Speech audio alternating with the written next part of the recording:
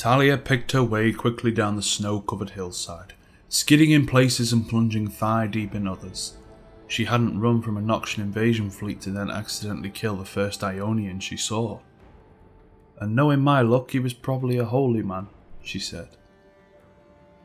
The pines in the valley had been reduced to spindly bushes half their original size. Only the tip of the shrine broke the snow surface.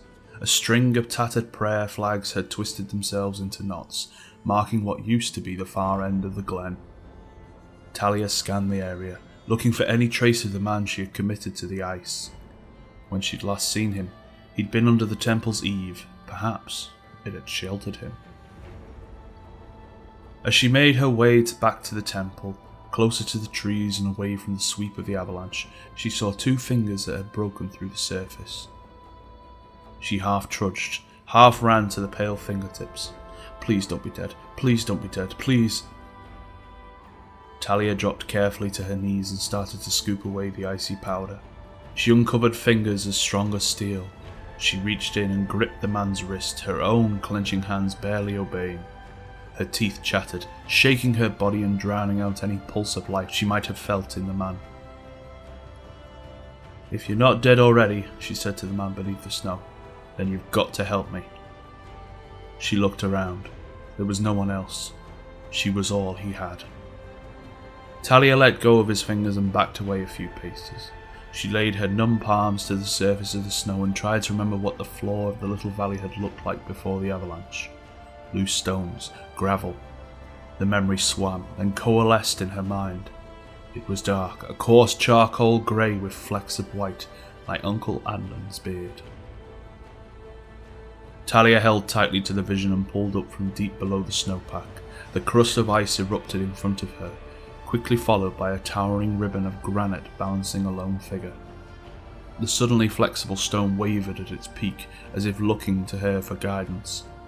Unsure of any safe landing, Talia pushed them both toward the spindly pines, hoping their boughs might break his fall. The granite ribbon fell short, collapsing into the snow with a heavy puff, but the evergreen arms caught the man before casually dropping him to the surface. "If you were alive, please don't be dead now," Talia said as she hurried toward him. The sunlight faltered above her. Dark clouds were moving into the valley.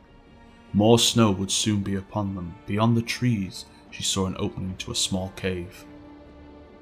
Talia blew warm breath into her hands and willed them to stop shaking. She bent close to the man, reaching out to touch his shoulder. He let out a painted grunt. Before Talia could pull back, there was a quick breeze and a metallic flash. The sharp, cold edge of the man's blade pressed at her throat. "Not yet time to die," he said in a broken whisper. He coughed and his eyes rolled back in his head. The sword dipped to the snow, but the man did not release his weapon. The first snowflake flitted past Talia's chapped face.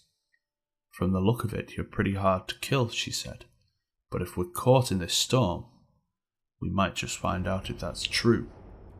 The man's breathing was shallow, but at least he was still alive. Talia reached under the man's arm and dragged him towards the small cave. The lonely wind had returned.